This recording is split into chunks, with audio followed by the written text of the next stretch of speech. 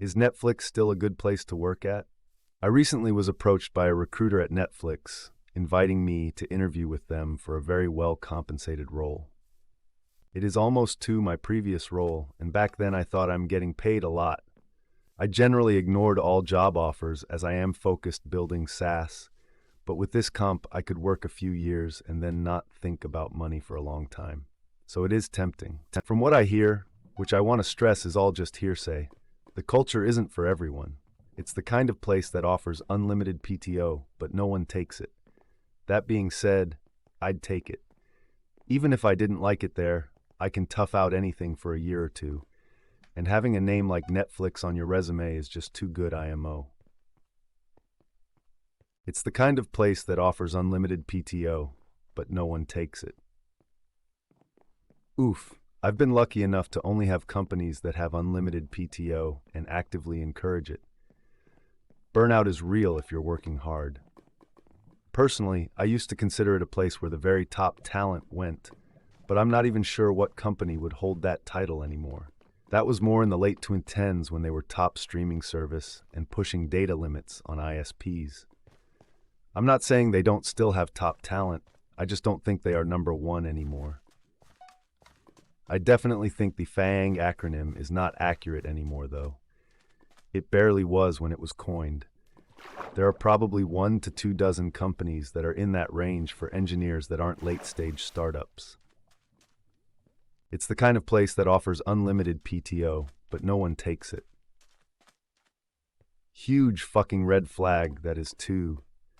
It seems like a cool idea until you dig into the reasons why they do it. 1.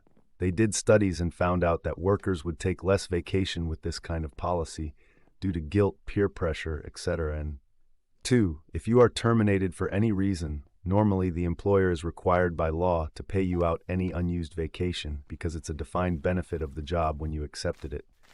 With this bullshit policy that doesn't exist, so they don't have to pay you shit. 3. Companies today don't do anything that benefits the employee over themselves and their bottom line. Don't be fooled. No shot number 2 is true. My company only pays 2 weeks out. Maybe there is a minimum they have to pay out. It certainly isn't 100%. Probably depends on the laws in the country you live in. But I've left jobs and been paid out 8 weeks of vacation, what I had on the books, at my salary rate. Absolutely true. There may be some state laws that have been enacted in certain states to curb this, but it's being exploited everywhere. California requires 100% of accrued PTO to be paid out. This is very team dependent. Plenty of teams at Netflix will let you take lots of vacation and work a reasonable 40 hours a week. You do have to deliver value, but it's not always done via a death march. As one anecdote, one friend joined Netflix, and 2 weeks after he immediately went on parental leave for months. He's currently well on his way to see your staff there. It's worth it. Netflix, Snap, Meta, Airbnb, Roblox, and some others can pay you 500 to 600 CALs per year for senior roles. Just having a recruiter reach out doesn't mean much, though. You gotta pass the interview. At those companies, the pass rate is 1 to 2% from first interview till the last. For salary info, comp.fyi is pretty accurate. It's worth it. Netflix, Snap, Meta, Airbnb, Roblox, and some others can pay you 500 to 600 CALs per year for senior roles. Is it cash or stock and cash? Netflix is cash. Actually, you get to choose. You can put 100% of your salary towards stock options or take 100% cash or anything in between. These days with Netflix, I'd definitely be taking the cash. It really doesn't matter. For any company that pays with stocks, you can elect to just sell them for cash when you get them. It matters a bit. Future stock can crater, upon which you kinda need to leave, or grow a lot, and you have heavy incentive to stay. Those are in the future. That means you don't have much liquidity right now, which can be an issue for some. True, but many of these companies will put you on a quarterly vest schedule for the first few years you are there with a specific yearly target compensation. If you really need liquidity right away, you can usually negotiate some sort of sign-up bonus as well. At least this has been my experience. Yes, sometimes you can. Just depends on the individual. You can't always sell for a profit, and sometimes you can't sell immediately either. Only on certain WinWows. Most of these would be around 250K cash. Rest in stock. Yeah, Facebook keeps interviewing me and turning me down. I've applied at NFLX a booch and never been called. The point of an interview is to figure out if you're a good cultural fit. Take the interview and ask lots of questions. No one here knows what your preferences are. Yes, Netflix is still a prestigious name, but like all FANG, they're not necessarily the golden ticket they once were. That being said, if the money takes you that far, who cares? Congrats and good luck. Netflix still pays great, but if they want you to work in Los Gatos, the equation changes dramatically. Sometimes the Prime agent stream coding on Twitch. He's an engineer at Netflix and sometimes stream his job. What he does is next level, but the guy is a genius. He seems to love it. Maybe you can hop in his chat and ask him what he thinks. Is he really worth watching? I glanced at his YouTube channel, and I'm not sure I'm seeing the appeal, considering a lot of it is reaction videos.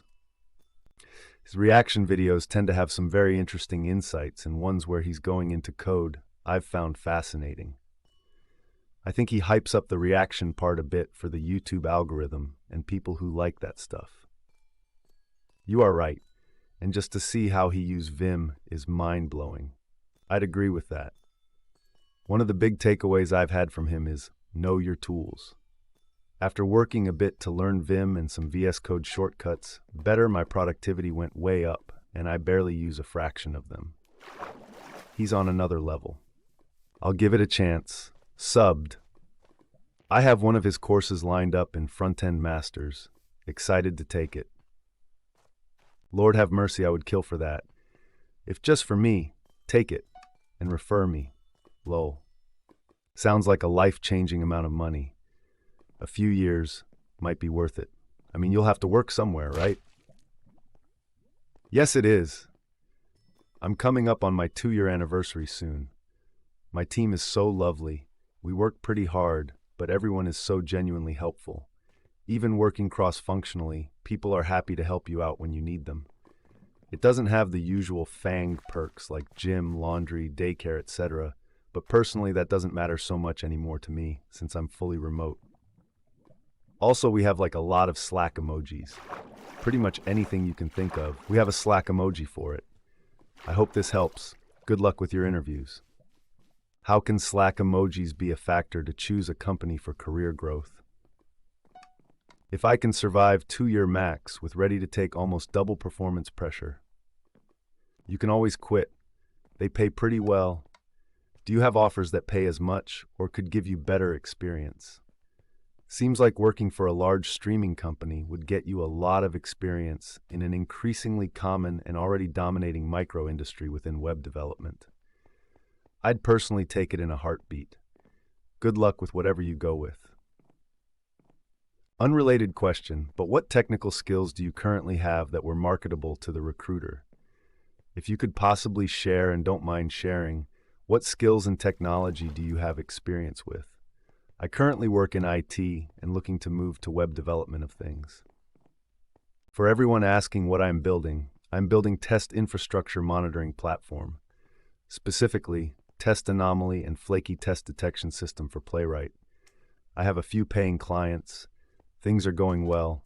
We'll proceed to interview and see what they say if I want to continue this as a side project.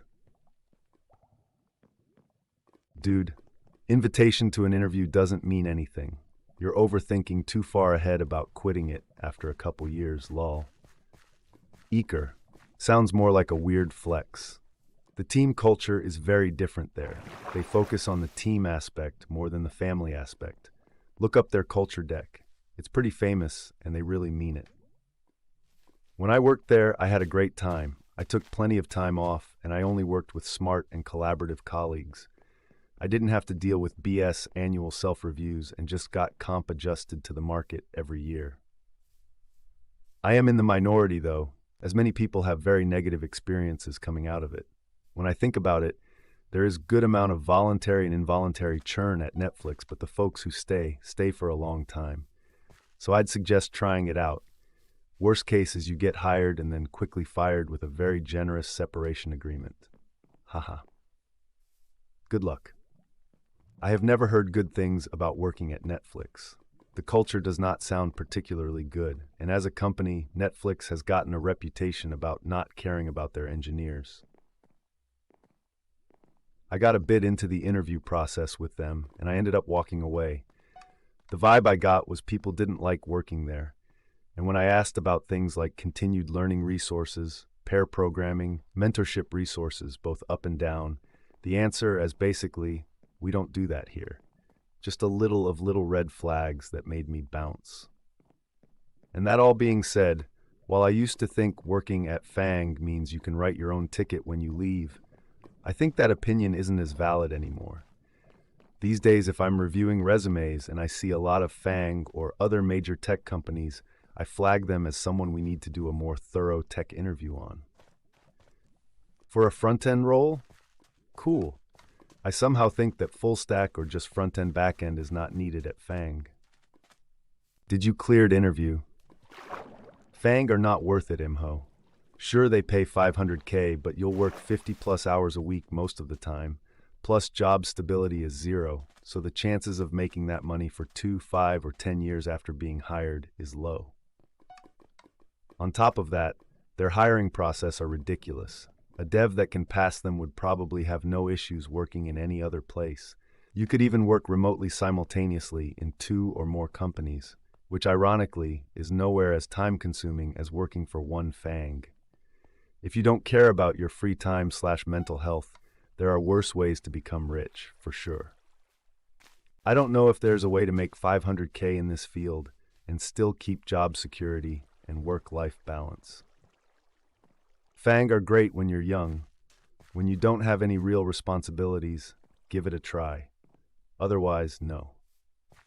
As of my last knowledge update in January 2022, Netflix was known for its positive work culture, competitive salaries, and innovative approach. However, workplace perceptions can vary, and it's advisable to check recent employee reviews, news, or company updates for the most current insights on whether Netflix is still considered a good place to work. $500K? That sounds way too good to be true. It's true. A colleague of mine started close to that in a senior role 3 years ago, and it's all cash. No waiting for the RSU to vest to see the numbers in your bank account.